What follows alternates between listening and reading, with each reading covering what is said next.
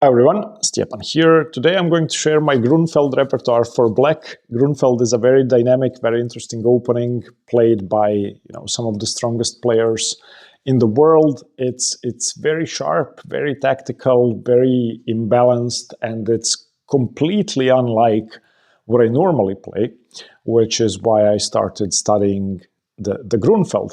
Before I get into the repertoire, I just want to say it's below. If you want to follow the PGN, you can find it in the description and in the comments.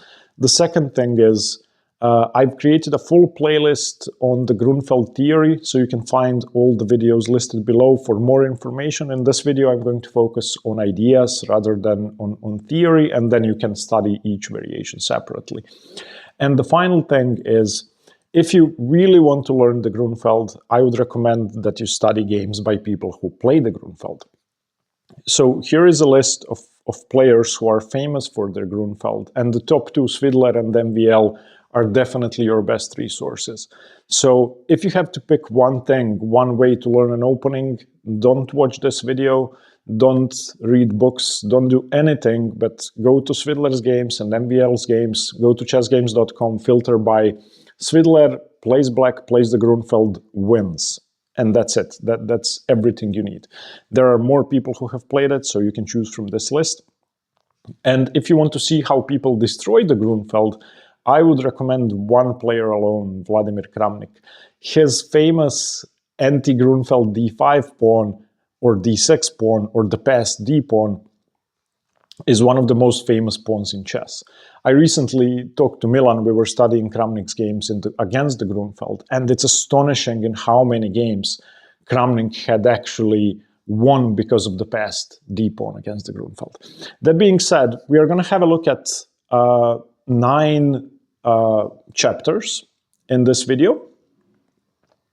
First, we are going to start with the exchange variation. That's the main line of the Grünfeld. And we are going to have a look at 3 different types of exchange variations. Firstly, we're going to have a look at the classical, which is, when white doesn't play knight f3. I'm going to explain knight f3. They instead play bishop c4 and knight e2. Secondly, we're going to have a look at the modern exchange, where white does play knight f3. And that's very different because in many lines, white plays bishop c4 and knight e2 in the classical to avoid bishop g4, pinning the knight and increasing the pressure on d4. After that, we're going to have a look at rare variations in the exchange. There are a couple. After that, we are looking at the Fianchetto Grunfeld, which is very, very hard to explain because there are many ways to enter the opening. But basically, what happens when white doesn't play into the Grunfeld theory, but instead just Fianchettos the king's bishop and plays relatively random moves, although there is theory. Then after that, we are looking at the Russian system, or the Russian variation, where white plays queen b3. The idea is to increase the pressure on d5 and on b7. And after that, we're looking at my favorite way to fight the Grunfeld, which is, excuse me, there is a wasp on my desk, which is the Stockholm, bishop g5. That's what I play all the time against the Grunfeld. It's a very sharp idea that simply forces black to do something about their pawn, or white's going to take it. After that, the rare Brinkman attack, which is still sharp. The idea is, we put the bishop on f4, you play bishop e3 in most cases, or even e4, and you have a solid bishop on f4. After that, we're looking at the closed systems. And again, similar to the Fianchetto Grunfeld, there are many. The idea is basically white plays e3 instead of e4 and keeps things very, very solid. And finally, we're going to have a look at the rare variations in the Grunfeld, such as the Zaitsev Gambit and other sharp but rare lines. Okay, let's begin. The easiest way to learn anything in chess, including openings, is to play things out and develop a skill instead of learning theory.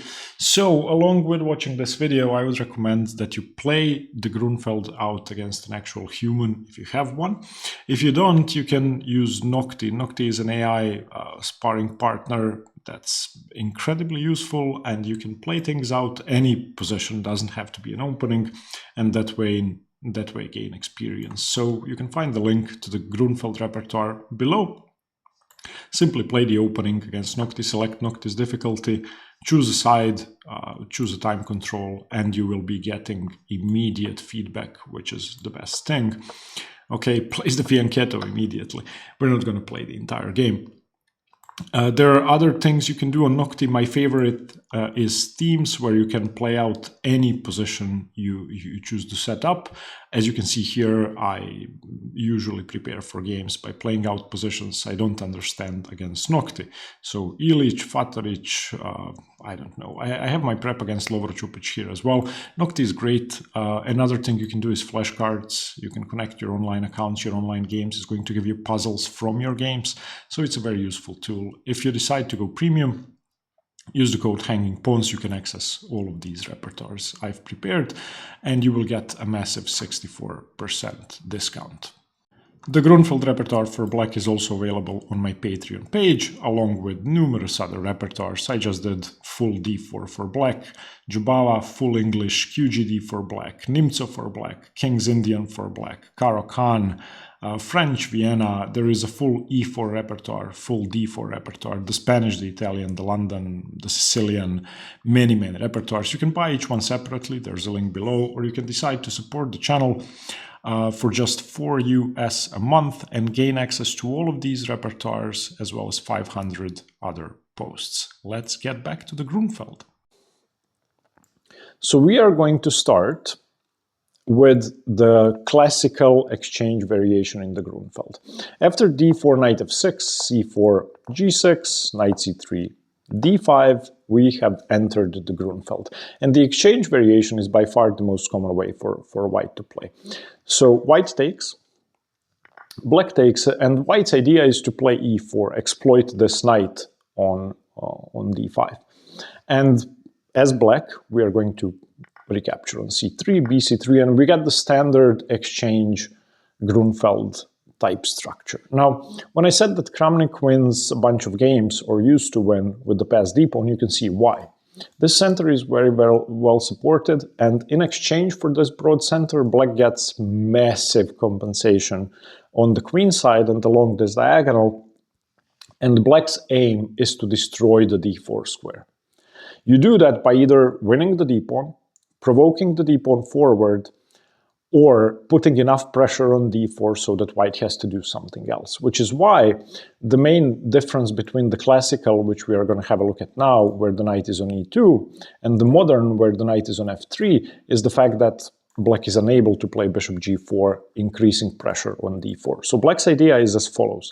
I'm going to go bishop g7, putting pressure on d4. I'm going to go c5. I'm going to go knight c6. And I'm going to go queen a5. And everything is aimed at destroying your center. Okay, so bishop g7 by black, bishop c4. White wants to develop the bishop before knight e2 is played, of course, and c5. We are beginning the destruction of the center. Now, I've included many sidelines in the repertoire, but here I'm going to try to focus on ideas, as I said. Knight e2. Now bishop g4 makes no sense because f3. So knight c6, more pressure on d4. Bishop e3 defending, castles. And at this point, white has a couple of choices. White can play rook c1, getting away from the pin down the diagonal and supporting c3, avoiding stuff like queen a5 in some cases, and strengthening the diagonal. White can go crazy with h4, which in my opinion isn't really that scary, because if you commit to h4 now, then cd, and queen a5, and now you have some questions to answer. The best move is actually king f1, and white has committed to a crazy kingside attack that, in my opinion, doesn't really exist. But the main move for white, by far, is to simply castle. And now we get to choose. As you're going to see in the theoretical videos on the exchange Grünfeld, which you can find below, black has many choices here, but I've chosen to go with the move b6.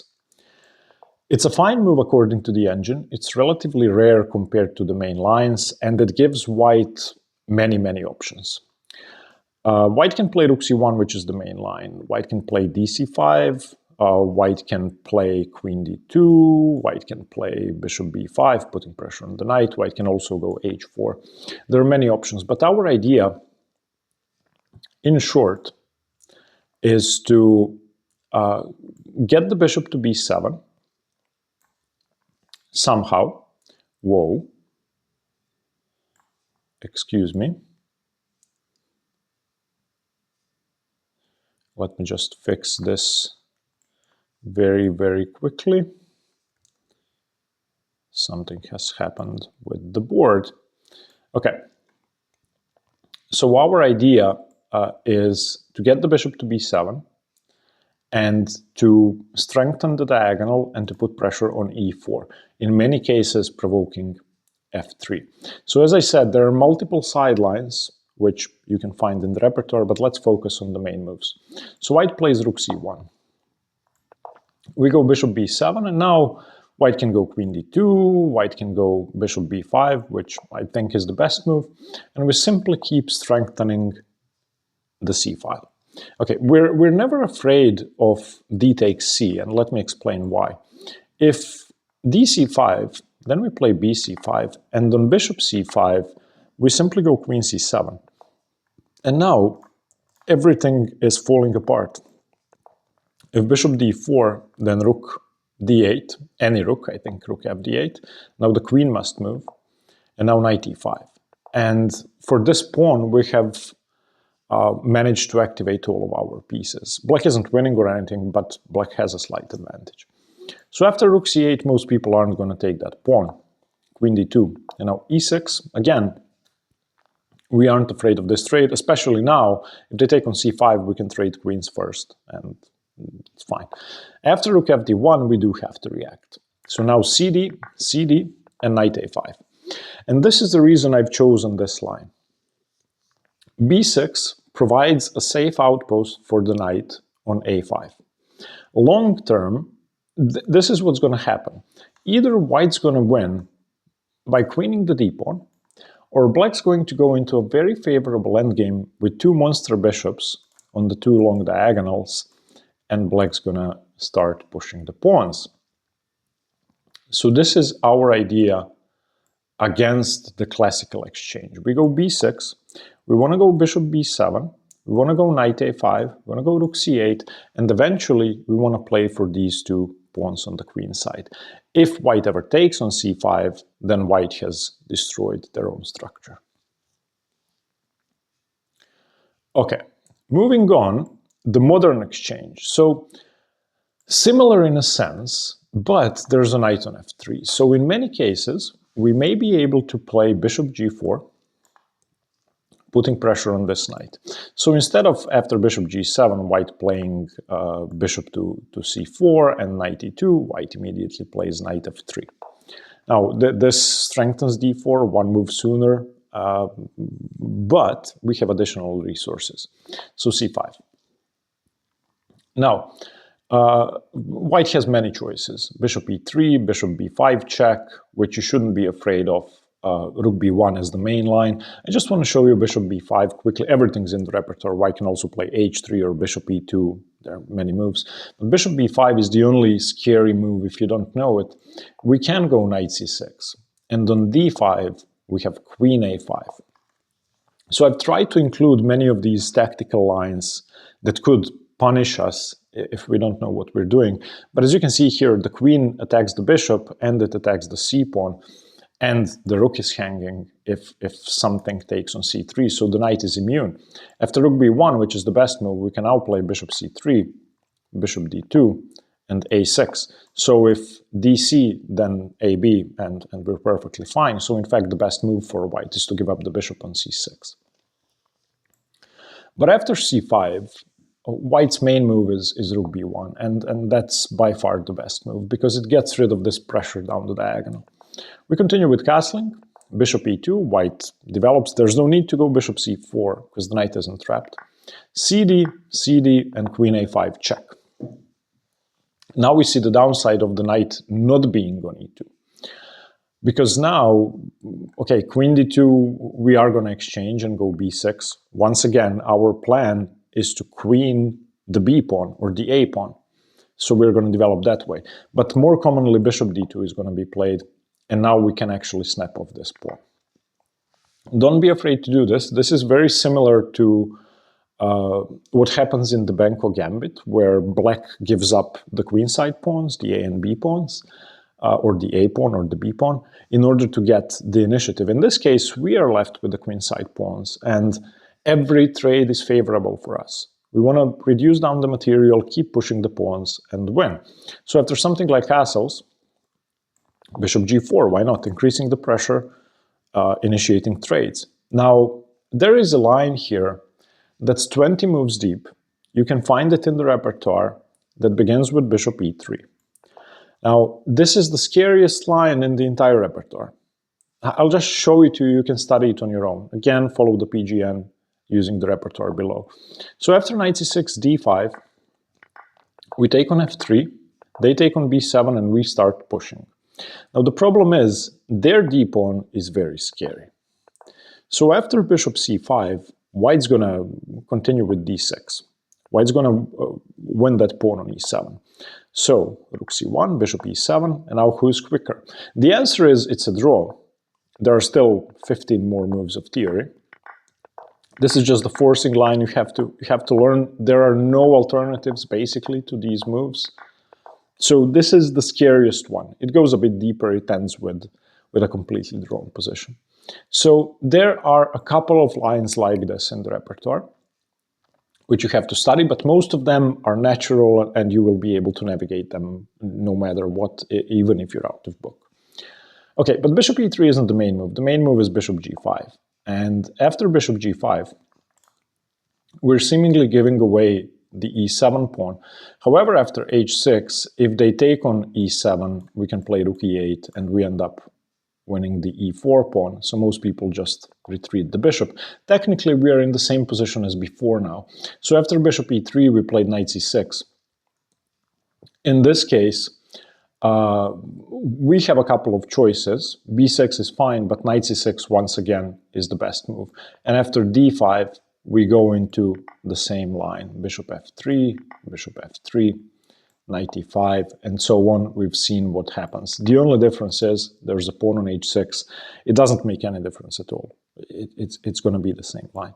So against the classical and against the modern exchange, we are aiming for the same thing, queenside pawn majority. And we are afraid of the same thing, Kramnik's passed d-pawn. Let's continue with rare sidelines in the exchange. So in this position, bishop c4 is the classical, knight f3 is the modern. There are other moves, queen a4 being sort of the main alternative, although there is bishop g5, there is bishop e3, which is going to transpose to one of the main lines. And what else? Bishop e3, bishop, yeah, there's also bishop b5 check. But bishop b5 check, just you go c6. So let's have a look at queen a4. So this move is very disruptive, and you can do a couple of things against it, but the best two moves are queen d7 and knight d7. This is a repertoire which is dynamic, tactical. We want to play for a win, so we're not playing queen d7. So we play knight d7. Knight f3, castles, and bishop e2. Now what has changed? Our knight cannot reach c6. That's the downside. And in some cases, white avoids a queen trade, but we still have to break that center. c5 castles, cd, cd, and knight c5. This is the reason we're playing knight d7. This is the only maneuver you have to know. This puts pressure on e4, this puts pressure on the queen, and it attacks the rook on a1 if the knight is taken. If the knight isn't taken, there aren't really good alternatives to not taking it. You have to move the queen somewhere from where it's going to defend the e4 pawn. But now we can simply increase the pressure with bishop g4, and I think black has a very significant advantage here. The knight, of course, is still immune. If you take the knight with the queen, it's going to be game over. Bishop f3, You can take with the bishop, I don't really care. And now the rook's hanging. Once again, we get our piece back. So after knight c5, people are going to take that knight. We are going to take on a1. And after e5, we're going to go queen c7. This is considered slightly better for white. It's plus 0.3 with perfect play. And the only good move is queen f4. So if white knows everything, then, you know, good for them. If they don't, you're going to be better. I mean, we are an exchange up. That being said, the dark squares are weak unless the bishop manages to get out, which is why queen f4 is the best move. You have to prevent the e-pawn falling. Okay, the Fianchetto Grunfeld. Now, there are many ways to enter the Fianchetto Grunfeld, and we're going to have a look at a couple. So say d4, knight f6. If white plays c4, there is really no point in playing g3 because we are going to enter a favorable version of, I don't even know what to call it. So people who play the Fianchetto Grunfeld or the Neo Grunfeld usually don't play c4 on move 2.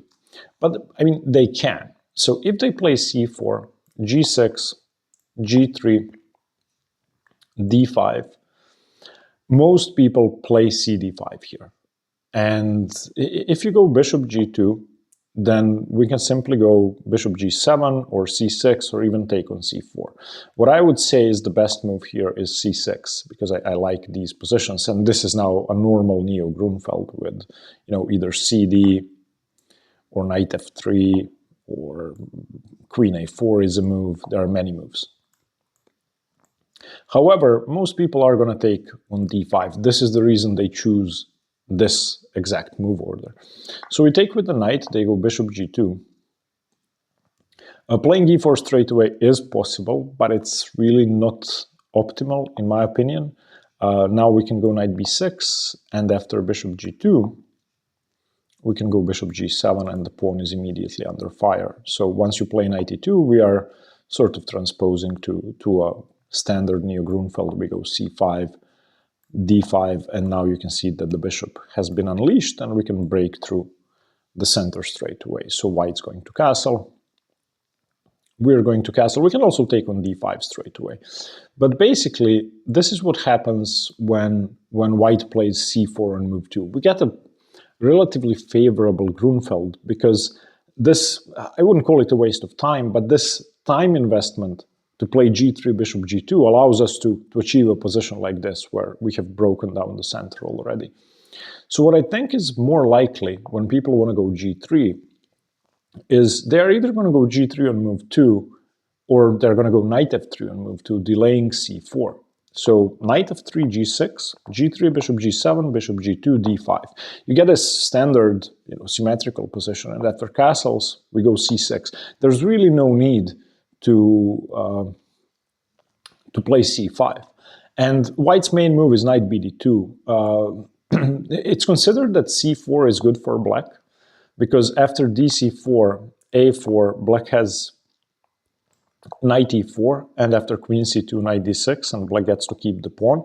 So after e4, knight a6, if this pawn advances, then white is giving away more and more squares. And if e5, then we have knight f5, and you can see that d4 is hanging, so there's no time really to take on c4 favorably, because we have bishop e6, and this is going to be a permanent weakness. So in this Fianchetto situation, white's usually going to avoid playing c4. That being said, one key thing to know about the g3 Grunfeld or the Neo Grunfeld or the Fianchetto Grunfeld is when to play c6 and when to play c5. I think that if white hasn't played c4, we still play c6 because it's safer.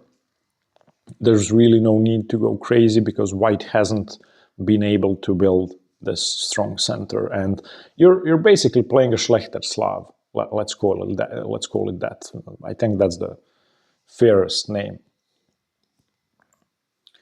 Let's continue with the Russian. So after d5, knight f3, bishop g7, instead of trading on d5 and playing e4, white just continues developing normally. Bishop g7 and queen b3. And now we have to do something about the pawn.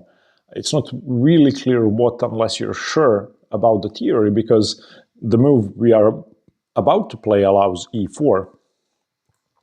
We take on c4. And after queen takes c4, we castle. White plays e4. This is the beginning of theory. And once again, we have a couple of choices. I've chosen a move that suits my style the worst. It's the most dynamic move, and that's why I chose it. The main move here is a6 or knight a6 or even bishop g4, but I chose the move knight c6 because you don't get to move your c-pawn. That's true, but you get to play knight a5. You get to disrupt their queenside play, and then you get to play c6 afterwards. So bishop e2, bishop g4, increasing pressure on d4. d5, knight a5. This is why we played knight c6. Now the queen has to move, queen b4. We exchange on f3 and go c6. And if white ever takes, we of course recapture with the knight.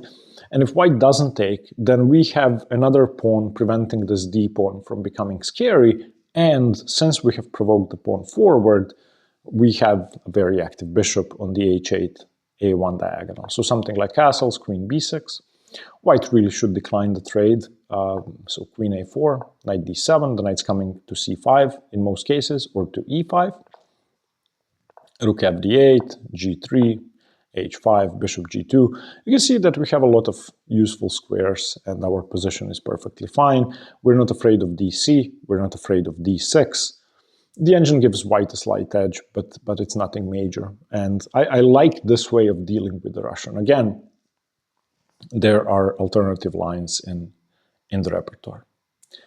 Now my favorite, the Stockholm. I have a lot of experience here as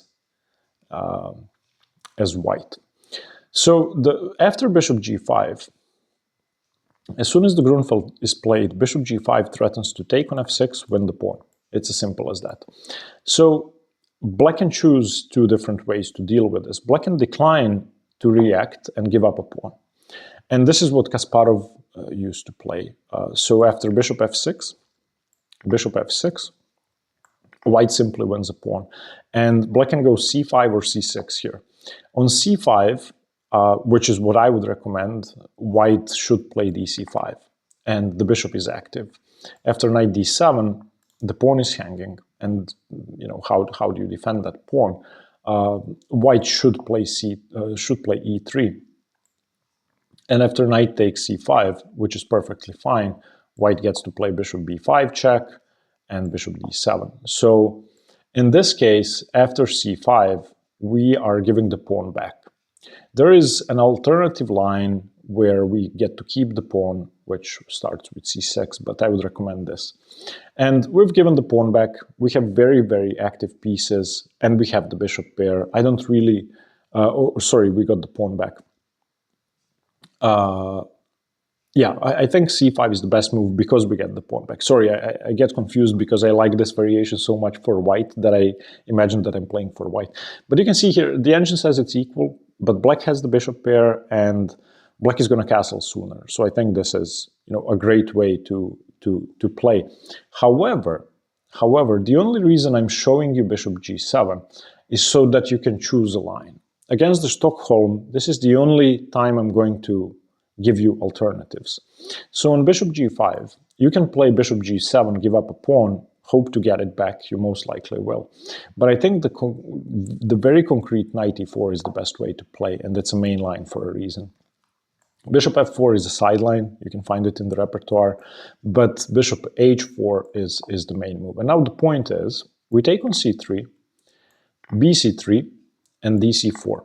White plays e3. White's idea behind the Stockholm, which is why I personally play it as white, is to keep a solid center that cannot be destroyed.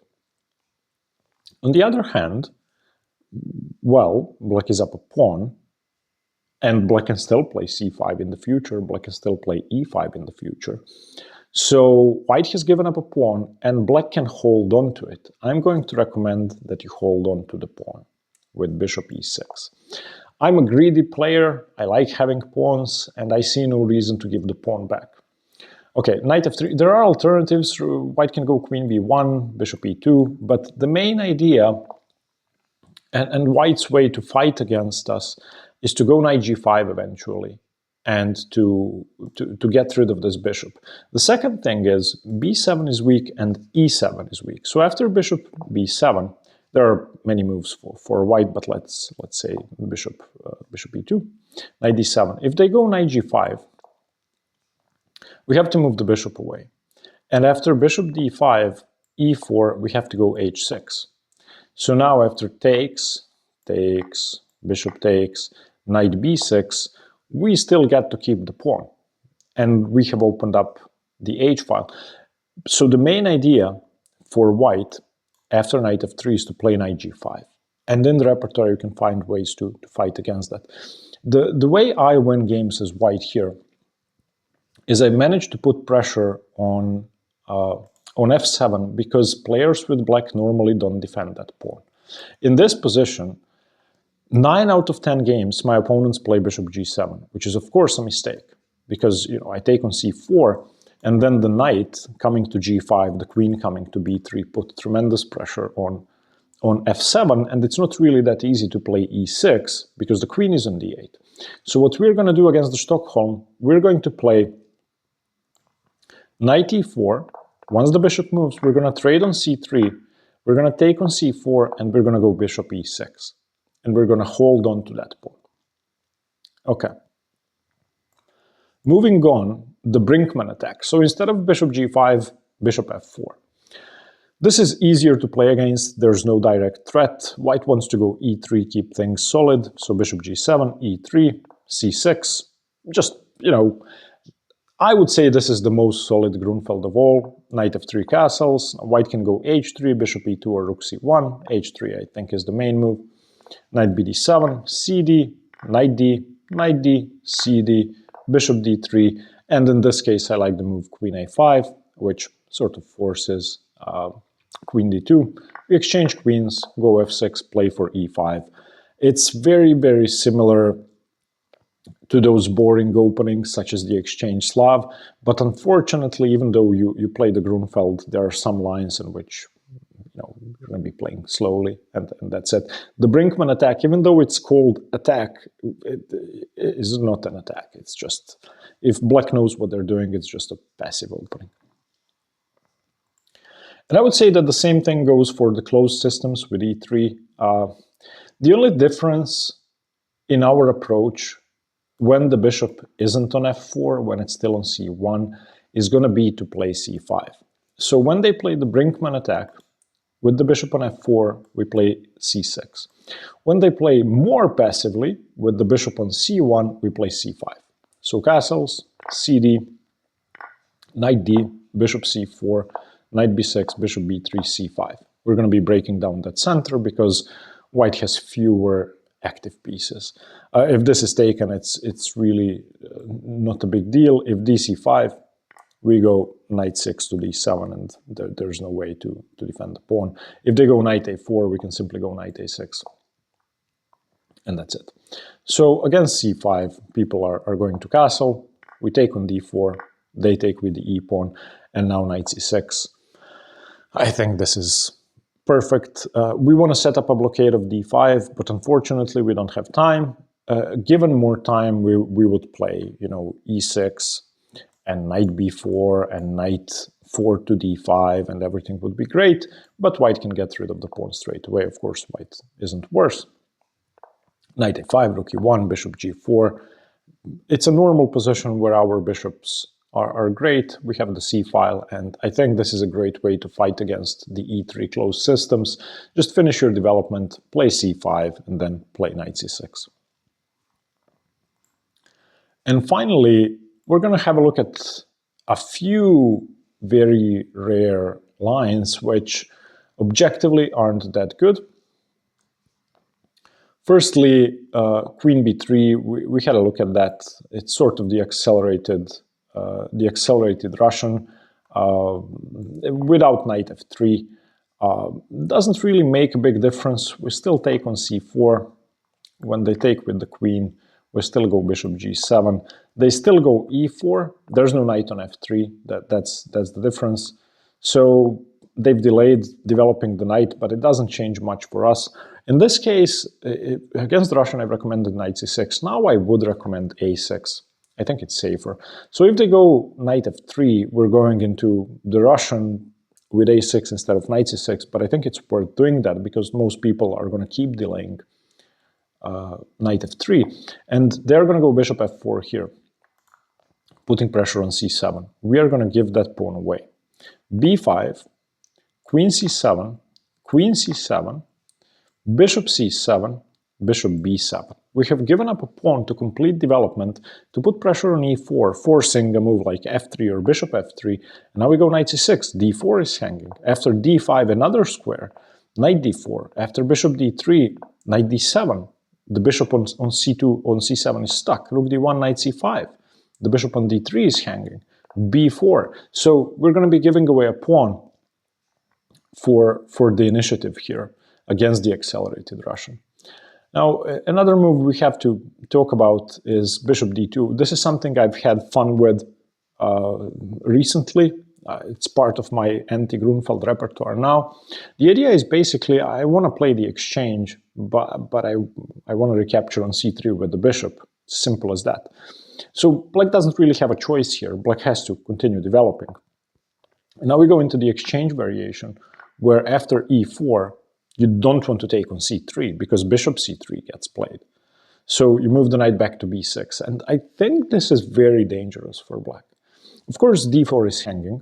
So, you know, the bishop e3 has to defend in castles. But I think this center, even though it's slightly more vulnerable because there's no pawn on c3, means that white hasn't committed. So it's easier for white to play. And the fact that we have a knight on b6, for me personally, is uncomfortable. And the final rare move I want to talk about is the Zaitsev Gambit, which is an awful opening. It's just bad. The engine hates it. If you turn on the engine says black already has a minus 0.1 advantage. However, that doesn't mean that you're going to be better. You have to play very actively. And you have to learn a couple of very concrete lines. So against this, we play c5. Challenge the center straight away. cd5, knight d5, knight a4, knight f6. We don't care about the c5 pawn. We play e5. And we have destroyed the entire center very, very quickly. And of course, the e5 pawn is immune. That's the point. The knight's hanging. So e3, knight c6, more pressure on d4.